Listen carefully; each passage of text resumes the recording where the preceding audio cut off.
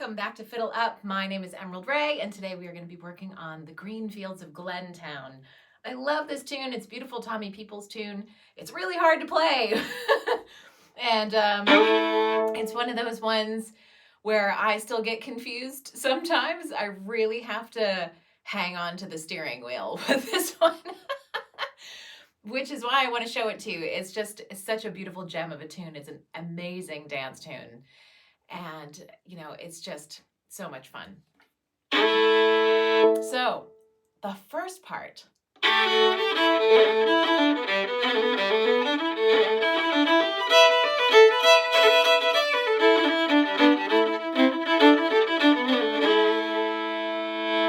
So powerful down at the bottom there. So I've got a lot of rolls going on and a lot of different double stops and things. So I'm going to break this down.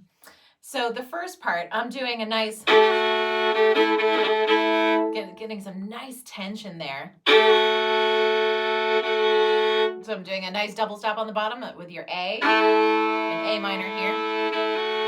And then I'm hitting that top G and F sharp. And then I'm trying to hit my A at the same time when I go down to the bottom.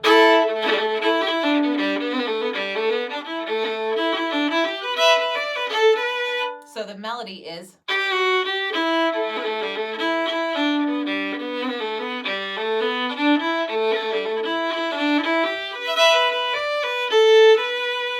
So lots of rolls.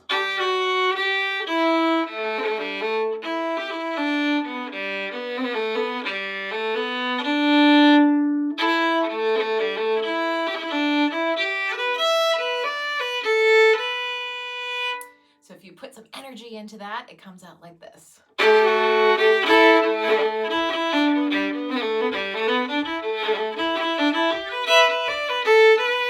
And then when I get up to the top,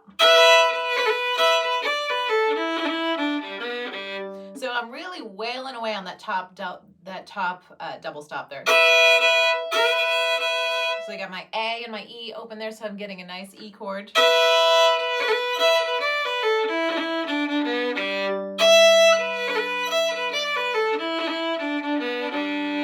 So all of these rolls too, if you're new to, for some reason, starting here, those rolls, if you want to get those rolls really snappy, I have a whole ornamentation section, and I have how to do a roll, and I have how to practice the rolls and scales. So if you've been working on your rolls, but they're still not sounding crispy enough, I would go ahead and practice them in some scales. Well, you really want to get them really nice and snappy, crispy, like all those great adjectives for the. You really want to get them nice and sharp.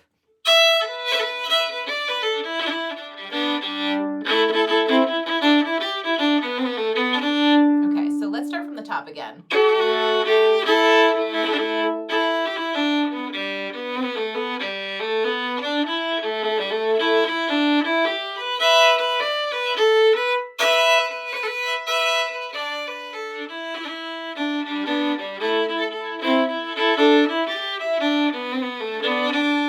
So that last phrase. So I'm getting a whole A minor chord there. So I have the C, C on the bottom, on the G string, and then the E, and then the A.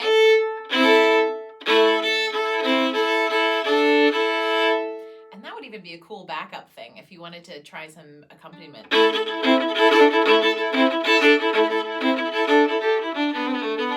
Right?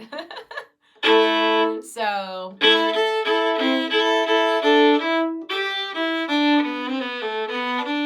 that's down on the G. I'm doing all the double stopping there. So from the top of the A part we have, and again you can start, if you wanted something even wilder, you could do it on an open G there.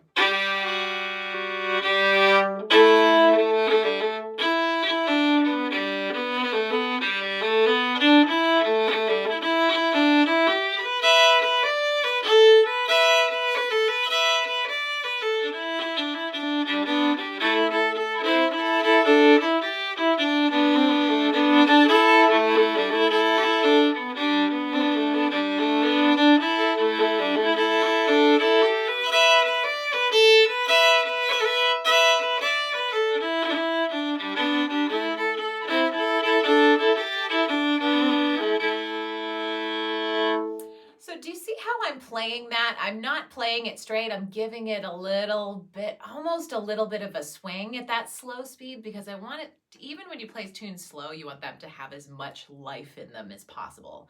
So when you play a tune slow, when you're at advanced level, play it like you mean it. Like really, don't imagine that it's the recording slowed down. Like really musically hit it at that speed. So that's what I'm doing there. So it's coming out almost a little hornpipey at this speed, because it's really just not built for this tempo. This tune is really best at a fast tempo. But if I was gonna play it at this speed, I would want to put a little funky something in there. So that's why that's happening. So when you do get this up to speed,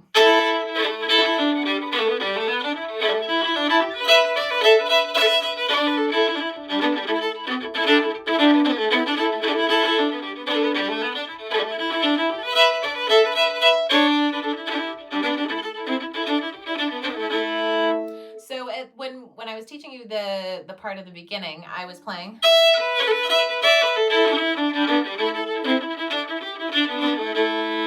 But I often do a, because it just feels nice to land there, and I, for some reason, when I just played it there, did that twice. I usually try to save that for the second time around. I think having the kind of the busier, the normal version, and then the second time around hitting that and it's really just kind of to change the emphasis there. So kind of getting that kind of rhythm going there, and then when you switch to the other part, it changes it up completely. Do you see those different rhythmic motifs? There's two completely different things, and that's what two ways that you can play that A part, where it sounds like a completely different part, which is what you're going for with all these variations. So moving on to the B part. So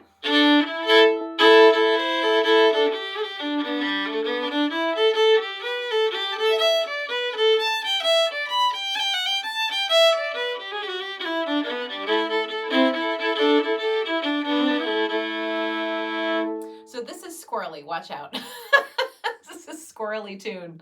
So we're starting in the middle here. On an A chord, we have your E on your D string and your open A string.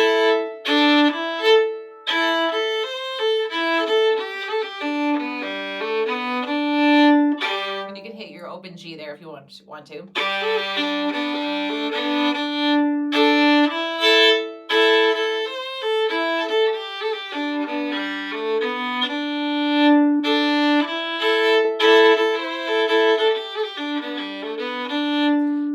So the next part is really fun. I like to, well, the regular version sounds like this.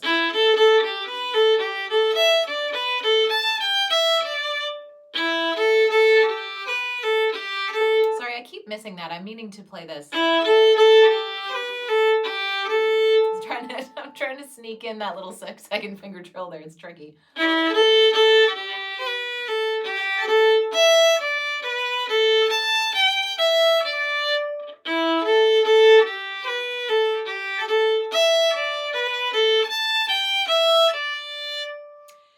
And so what I like to do there is hit my,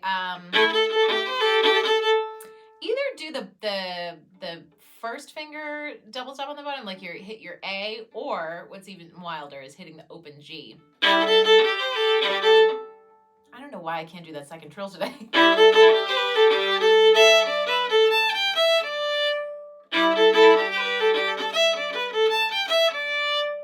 So to recap, from the top of the B, we're here. And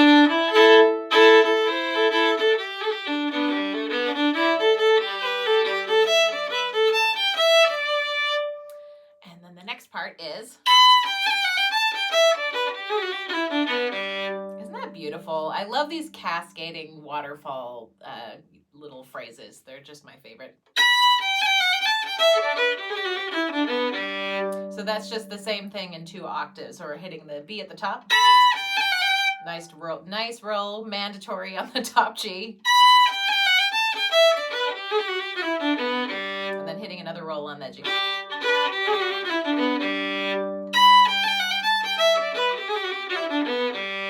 And then the last phrase.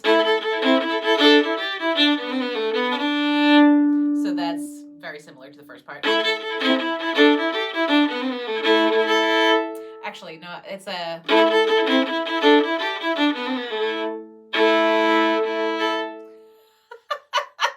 See, I told you this one throws me. Even this is, like I said at the beginning, this is one where I have to hang on to the steering wheel. So I'm going to go ahead and play the whole thing. I knew this was going to happen. It happens every time. Really, yeah, I got to hang on for this one. So let's start from the top of the B part.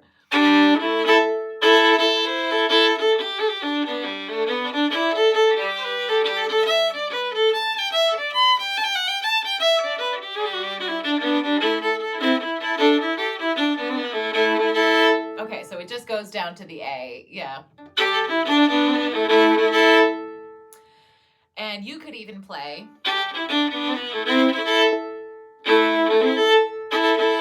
and sneak that C in there somehow and just grab that.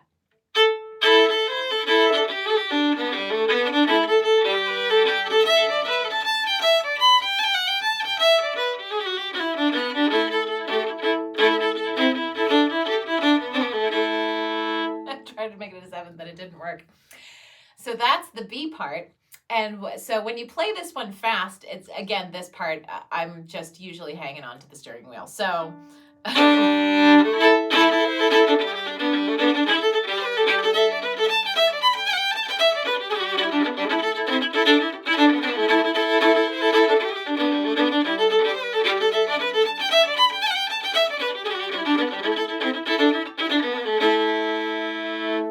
This one for me is all about the detail and all about remembering how it goes. So the third part is very similar, which is why it's another steering wheel grabber.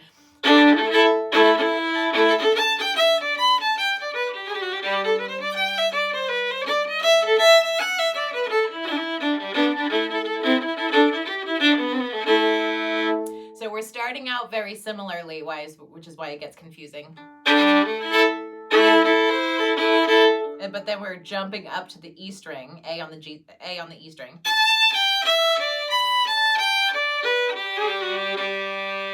So from the beginning it sounds like this.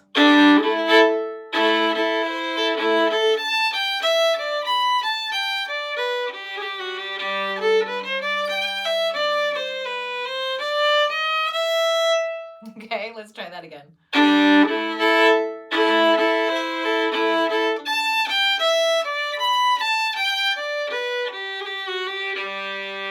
So I haven't gone over this part, I don't think.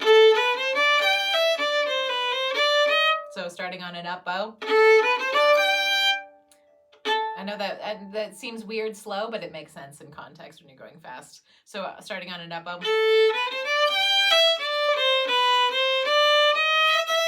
There's a nice little chromatic moment there where you're going up the half step and throwing that little E flat in there.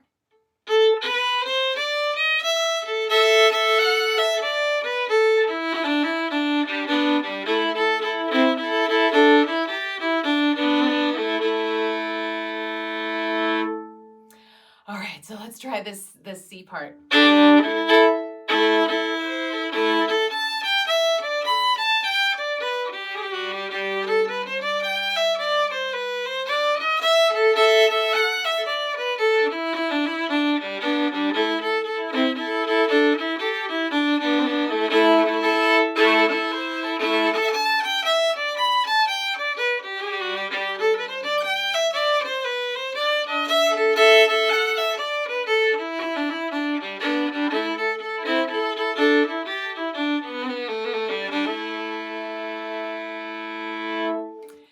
Alrighty, so fast, this one is very similar.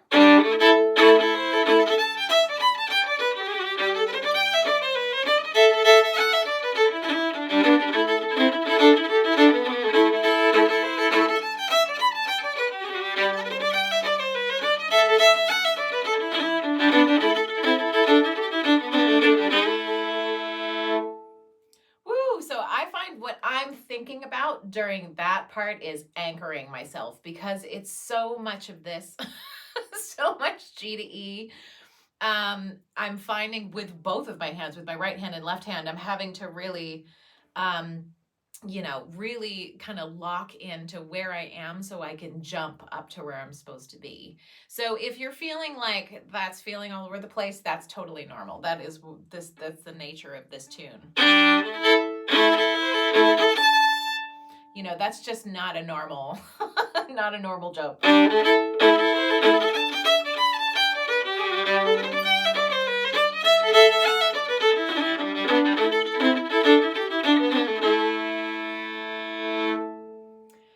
So, all right, let's try the whole thing from the very top.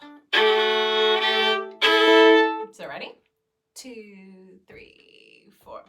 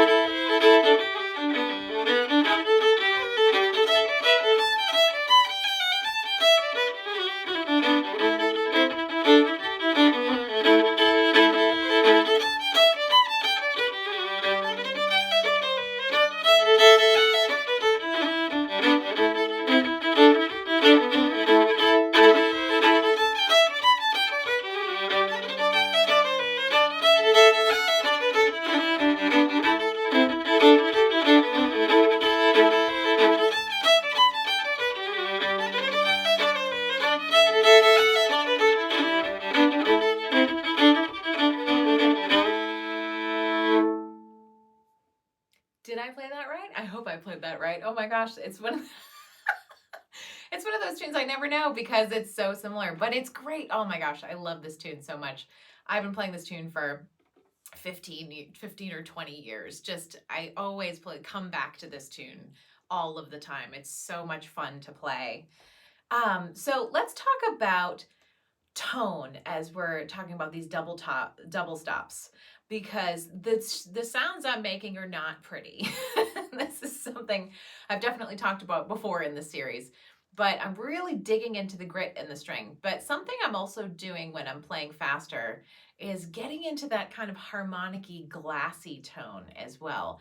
It's something that you would utilize a lot in fiddle music in general, but it's more played up in jazz and rock fiddle and things like that, where you kind of get this kind of light, glassy tone. And it's such a fun sound to play with, I find. And for something like this, where the tune is just fast and wild, you're just going for that, like, just crazy hair kind of moment. That's what I visualize. It's my life, obviously. But yeah, for this one, I'm really going for that glassy tone. I'm really trying to sound really savage and wild with this one. So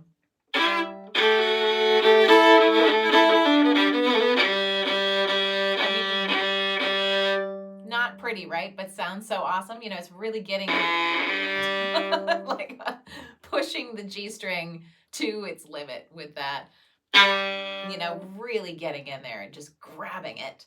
So don't be afraid to go there. It's one of those things where you have to kind of try a little too hard. And, even as I'm demonstrating, I'm going too far, because you have to go right up to the line.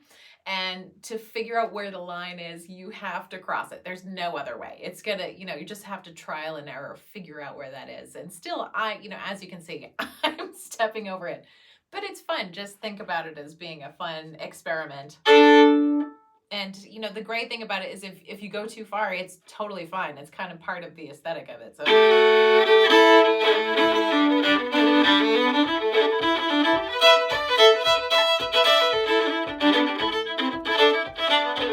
So you see how I'm going back and forth from, I'm doing that intentionally. I'm kind of going back and forth. So I'm gritty here. I'm going super heavy there.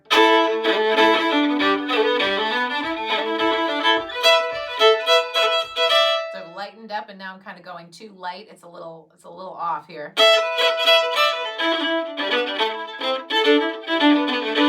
So that whole passage I'm going like attacking, but going light generally. That's why it's sounding like it's sounding.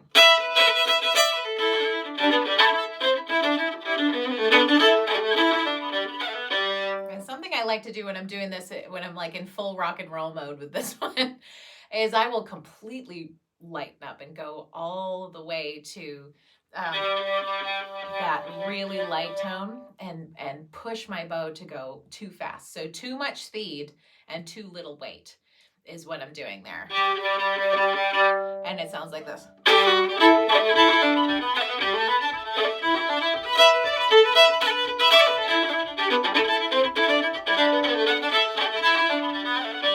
So it has like such a really cool tone and a really cool tone and texture for something different you could do. So I would start this tune out really fiery and then maybe do that the second time through, or you know what I mean, like on the second round. I would use that as like a little change up somewhere. So continuing on.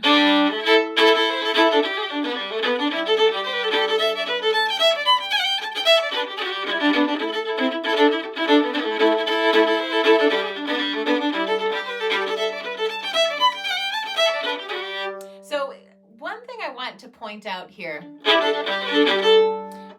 that G ringing out, I'm being very intentional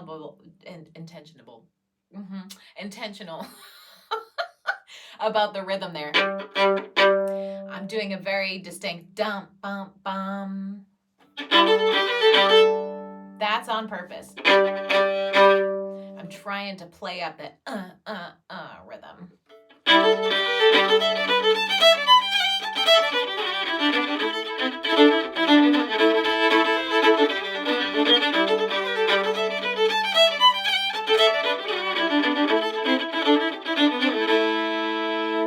Isn't that cool? It's like, it just adds so much to the bottom there. And then.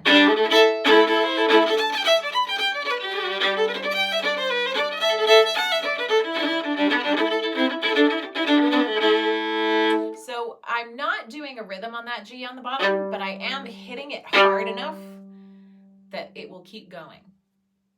See how it's still going? It will keep resonating for the remainder of however long I'm going to be up at the top there, and that is also intentional. I'm hitting that really hard so I can do all these things on the top, and that is still sympathetically bringing down there.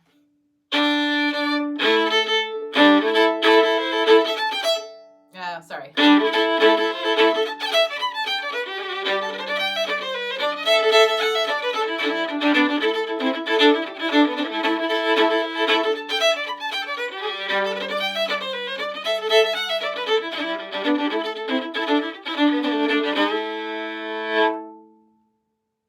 Alrighty, so that is what I have to say about Green Fields of Glentown. I hope you loved this tune as much as I do. I hope you throw in as many ornaments as possible. I didn't talk a whole lot about the ornaments in this one because it's going to be just sort of catch as catch can. Throw in as many as you can, and don't worry about it too much. There's so much going on with the double stopping and everything. If you just hit the key moments with rolls, then you'll be fine. And, just getting this tune down is a major accomplishment. It's a real beast of a tune. And I hope you love it. And I will see you in the next video.